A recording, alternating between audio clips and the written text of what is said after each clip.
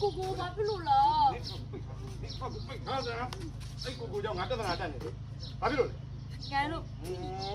မလည်းကုန်ပေးကြပါဦးဒါပြီးတယ်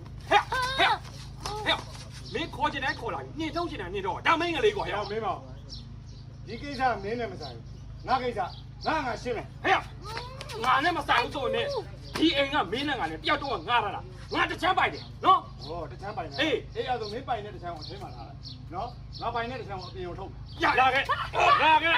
နေကြပါဦးတော်ရပါတော့ခမလေးဘလို့ပြနေကြတော့ဟမ်